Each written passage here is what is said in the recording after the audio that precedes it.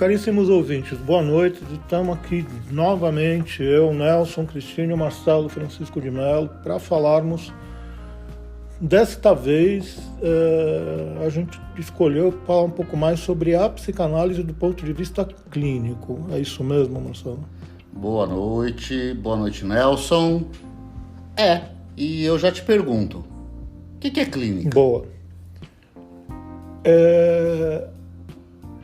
Nós já chegamos a falar numa outra oportunidade que a psicanálise era, ao mesmo tempo que um método de pesquisa, ela tinha efeitos terapêuticos. Acima de tudo, a clínica tem a ver com os efeitos terapêuticos. Quando a gente pensa em clínica, e acho que a gente já cometeu isso aqui no nosso podcast, a gente já disse que todos os textos do Freud são clínicos. Já falamos isso. Inclusive, gente, é uma questão que, se vocês quiserem participar na caixa de comentários, na caixa de perguntas que tem aí no Spotify, eu não sei como dizer para vocês onde entrar, mas eu sei que existe uma caixa de perguntas que está disponível e a gente também está disponível para essas questões. Tá? Dizer que todos os textos do Freud são textos clínicos é uma questão polêmica, é uma polêmica que a gente sabe sustentar e que dá para explicar por quê. Só não vamos falar sobre isso sem que haja uma pergunta específica, senão a gente começa a viajar. Mas se vocês quiserem fazer perguntas para a gente retomar num outro episódio, os episódios vão se repetir. A gente já transformou isso aqui num compromisso, tá? Então fiquem à vontade para participar. O Marcelo acabou de perguntar o que é clínica. Eu me lembro da gente discutir num outro momento que clínica tem a ver com o debruçar-se sobre o paciente. Isso, numa posição clássica. Clinicar é inclinar-se sobre um corpo que sofre, Sim. Né? Com a intenção de auscultá-lo. Isso.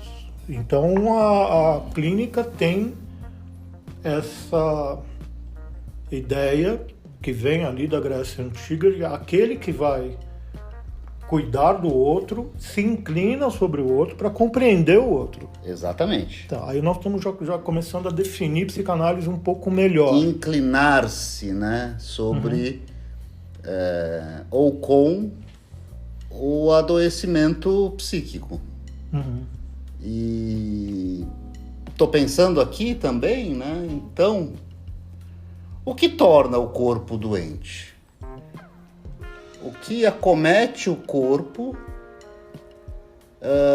que tira a sua harmonia, talvez a gente possa dizer assim, e lance aquele indivíduo numa posição doente. Isso aí vale a pena a gente dizer por que você está frisando desse jeito, né? Doente também tem a ver com o ente, sim, né? O sim. ser. Uhum. Então a posição do ser humano é frequentemente doente. Perfeito. Doente pelo quê? Estou pensando aqui, né? Estou perguntando talvez até para mim mesmo, né? Eu estou pensando aqui em patos. Patos da psicopatologia. Patos como paixão, sofrimento, submissão, excesso, isso. Tudo isso que acomete o corpo e retira desse corpo a sua harmonia. Deixa eu só fazer um parênteses assim, a harmonia ou o silêncio dos órgãos, né? Porque a falta de barulho dos órgãos, a falta de dor parece harmonia. Pode ser levado por essa vertente, sim. Tá. Vamos em frente. Então esse corpo é acometido por um patos. Né? No campo da medicina, talvez um patos aí do órgão. Aí é o silêncio dos órgãos do ponto de vista da medicina. Na nossa praia, o patos psíquico. Tá. E como é que a gente pode definir o patos psíquico aqui? A gente já conversou várias vezes sobre isso, mas eu estou querendo ver como é que a gente fala num podcast sobre o patos psíquico. Numa vertente filosófica clássica, a ausência de Eros. Eros doente. Então, o médico, no seu clinicar, ele restabelece Eros, que está doente. Lembrei, então, de uma referência nossa. O psicanalista cuida de Eros doente. Eros doente. Eros, então, para a gente falar de Eros, a gente tem que fazer uma distinção entre Eros e Thanatos. Podemos chegar nisso. Chegamos nisso depois, então. Podemos chegar nisso. O que é Eros? O que é erótico para nós erótico? Em psicanálise? Pois é, o que é erótico? O que é sexualidade? Isso. Eros é um demônio, uma entidade de ligação. Tá. Eros não é nem humano, nem Deus, não. É um daimon, né, de ligação. Isso está num livro que tem esse nome, inclusive, Eros, demônio de ligação, que tem em espanhol, em italiano, não tem em português. Mas é um daimon considerado uma entidade que faz a ligação daquilo que não era naturalmente ligado. Por exemplo, os humanos e os deuses. Eros era um tipo de... uma representação que às vezes para nós parece um anjinho, né? Com a sua seta, com a flechinha, mas ele era acima de tudo caprichoso. Tá. Então, Eros adoece do quê? Então, Eros doente, quando a gente fala de Eros doente, o que me vem à mente é a pessoa que sofre de um Eros que está doente, de um Eros que está deficiente ou que está machucado ou que está, acima de tudo, desorientado. Tá, pera um pouquinho. Talvez a gente possa dizer isso de um modo um pouco mais tranquilo. Eros doente é um Eros afetado por patos. Por patos. Mas vamos fazer uma explicação aqui. O que quer dizer erótico para nós? Quer dizer que a gente está ligado a alguma coisa. Ou seja, estávamos conversando há pouco tempo sobre uma série interessante que você viu, que me indicou, que eu estou muito afim de ver. O que aconteceu com você? Ficou erotizado na série. A série gerou interesse. Eros é ligação nesse sentido. Sim. Né? Então, Eros é o oposto do desinteresse. Eros é o interessante. O interessante. E é isso que pode adoecer alguém. Só para fazer o parênteses, a gente fala de Eros, então, que é erótico. Ele é adoecido pela incidência de um patos. Sim. Patos como algo da ordem da paixão, do excesso, do sofrimento, da desmesura. Tá. Sim. Então a gente tem aí patos como uma questão, eu penso assim, te pergunto até, né? Como uma questão meio quântica, né? É algo de uma intensidade. Mas não tinha me ocorrido, mas você tem razão. Eros adoece por falta ou pelo excesso também. Tá, ok. Porque justamente eu estou pensando aqui agora, lembrando de Freud, né? Quando Freud diz que a intensidade faz a qualidade. Isso é uma coisa é importante dizer isso, porque se me permite dar um exemplo, assim, eu volto muitas vezes para garantir que eu tranquei a porta. Isso é bastante... Isso é comum. Erótico, não sei se comum, mas é bastante... É frequente. Agora, se eu tiver que voltar toda vez, 5, 6 vezes, para ver se eu tranquei a porta, aí a gente está falando de um sintoma. Aí a gente está falando de Eros muito doente. Tá, de um excesso. De um excesso. Perfeito. É por isso que você diz que a intensidade em psicanálise também produz a qualidade. Sim, porque, bom, todos os sentimentos, né? Todas as emoções humanas, elas são reais, vividas, elas são, em algum momento da vida a gente se depara com elas.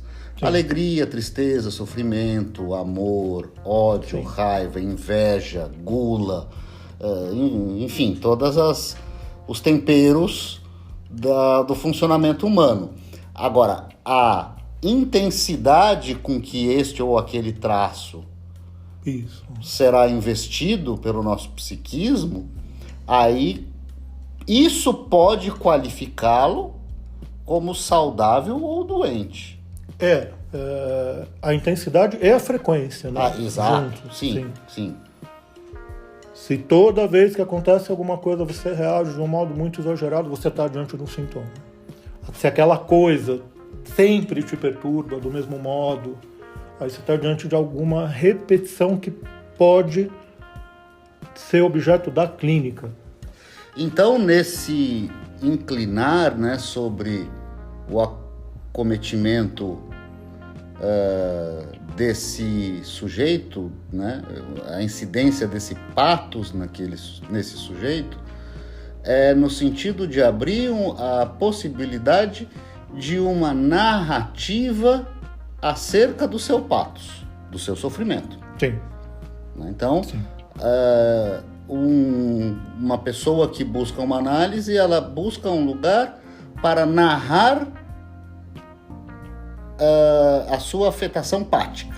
O patos que a acomete, e aí que vem o porquê do nosso ofício, né? Muitas vezes fazer esta narrativa cura, ou pelo menos desloca a posição do sofrimento para uma outra. Desdobra. Amplia, torna menos obscuro, ou tira da obscuridade, ou pelo menos faz. Não é desabafo, tá? Não é. Tem nada a ver. Como diz um analista amigo nosso, que a gente vai convidá-lo, ele diz: como é que ele fala? É necessário sofrer melhor. Isso. É necessário sofrer melhor. E para sofrer melhor, você precisa narrar o seu sofrimento melhor. Fazer isso com um outro ajuda, a gente sabe disso. Não, é diferente do que pensar sozinho. É impossível fazer isso sozinho. Tá, gostei da correção. Autoanálise... Não, autoanálise não, besteira. Obrigado por isso. Autoanálise não existe. Gente, autoanálise não existe. É necessário deste outro que se inclina sobre essa afetação para existir uma clínica. Sim, né? Ainda que nós tenhamos a fama de não dizermos nada. Pois é, a gente só diz o que importa.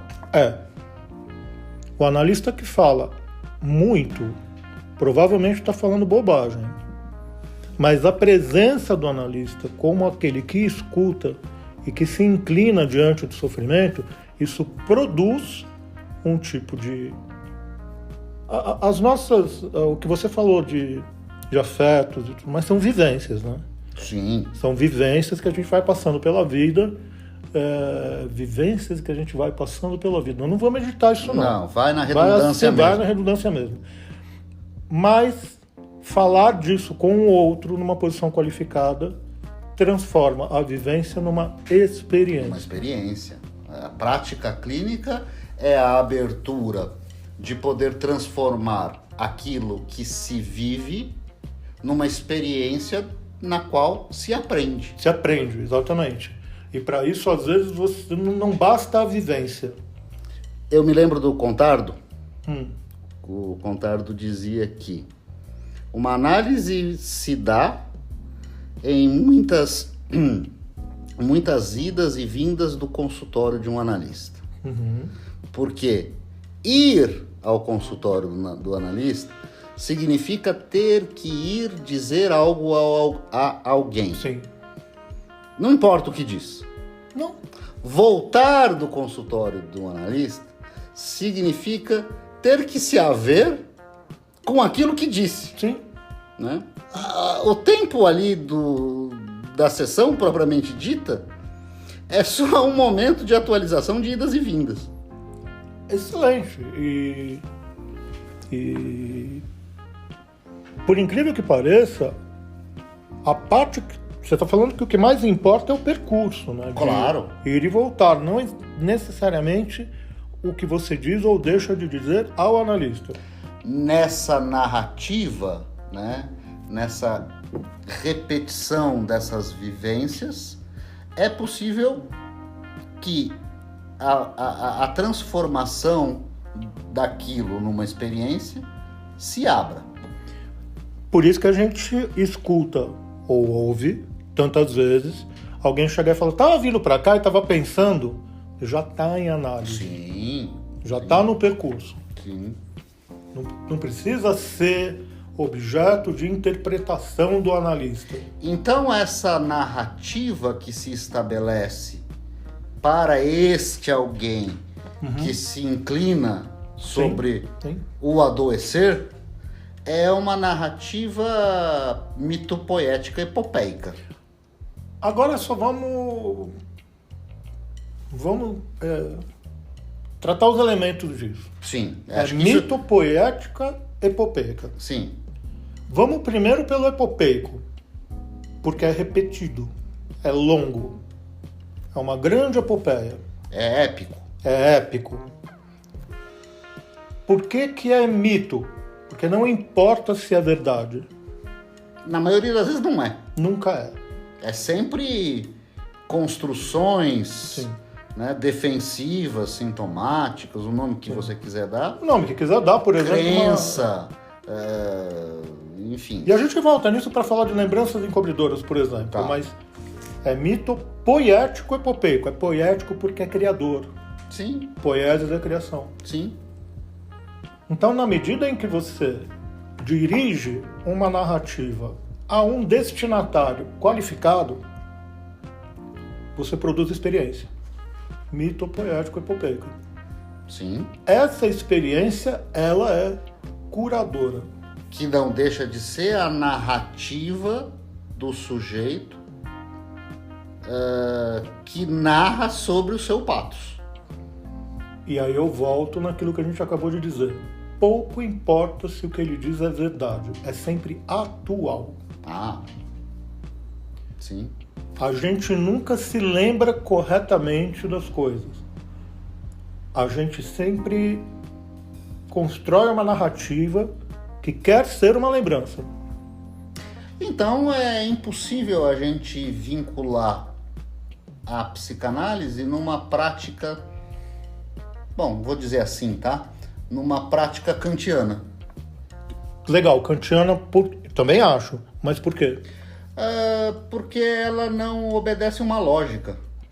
Ela é tudo menos iluminista, Uhum. mas vale a pena a gente dizer qual lógica que ela... Tem uma lógica, mas qual lógica é essa que você está dizendo que ela não obedece? Claro, ela tem uma lógica, mas não é essa lógica formal Aristotélica. aristotélica. Não é mesmo. Cartesiana, sei lá. Cartesiana, isso mesmo. Ela é uma lógica que ela perpassa elementos de uma epopeia que é sempre singular. Sempre singular. E para isso existem outras lógicas não aristotélicas que são alinhadas com a psicanálise. A gente não vai aprofundar isso aqui. Não. Inclusive tem muito brasileiro bom fazendo isso. Então toda a construção discursiva que uma psicanálise promove, ela é sempre uma produção psicopatológica. Sempre. Agora diz aí Psicopatos, patos, a gente já falou, e logos. Tá. Então é o lugar, o discurso, a narrativa sobre o sofrimento psíquico. Psicopato logos. Logos como narrativa, patos como sofrimento. Logos como narrativa, mas também como lugar. Como lugar, boa. tem destinatário, né? Como a gente estava falando. Sim. Esse destinatário ocupa um lugar. Sim, mas o lugar que eu estou dizendo aí é o próprio lugar do Patos. Que acaba sendo a experiência da análise, as vivências que vão se tornando... A vivência, né, que a partir de um discurso psicopatológico pode, através de uma narrativa, né, mito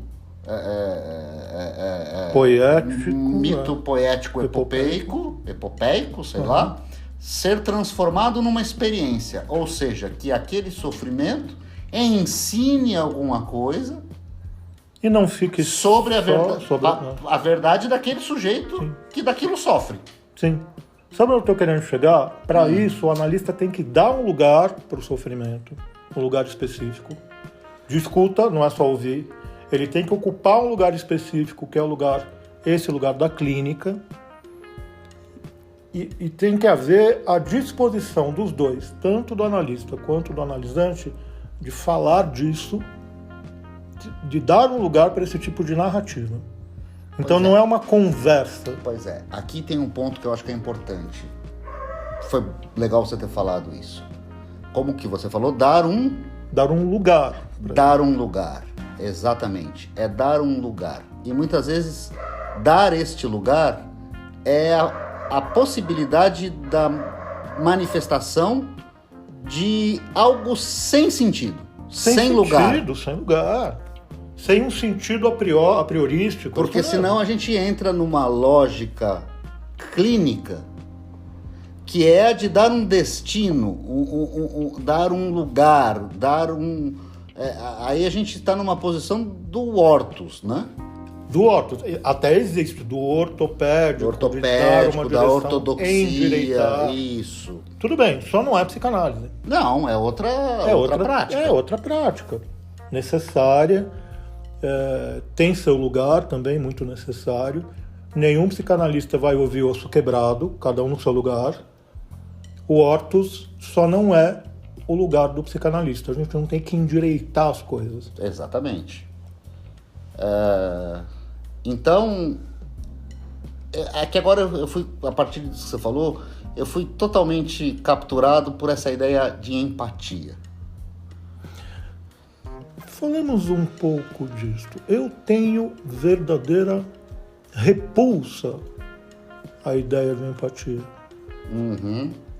Nós nunca falamos disso nós dois. Não, empatia, né? Essa ideia, o sujeito não é empático, ou o analista tem que ser empático. Não. Não, porque empático, né, pelo menos no meu entender, é alguém que dá um lugar e atribui um sentido, né, ao sofrimento. Então, a empatia, como eu entendo, é entrar no lugar do outro para entender o lugar. Aí não tem outro. Isso está no mais raso ainda. Isso é impossível. Isso é impossível. A gente nunca sabe, né? Como diz o ditado, né? Só o dono do calo sabe onde a botina aperta. Exatamente. Agora, simpático a gente também não pode ser. Antipático, melhor não. Melhor não. A gente pode ser pático. Exato. Ser pático é a abertura para a experiência. Para a experiência. De uma narrativa que não é empática. Ela é patológica. É psicopatológica, mas ela não é simpática, ela não é antipática, ela não é empática, ela não pode ser empática. Ninguém sente a dor do outro. Isso tem que ficar, olha, a gente eu sei que dá polêmica isso, mas é uma posição, pelo menos para nós dois, muito clara.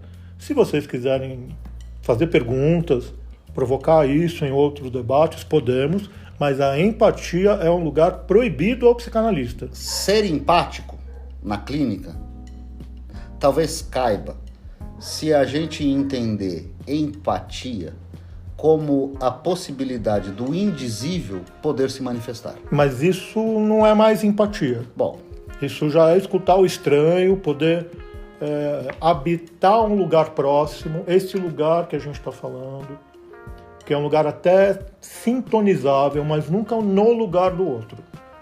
Tá, você está dizendo de um modo bastante polido, né, Nelson, que um analista empático é um analista identificado com o paciente.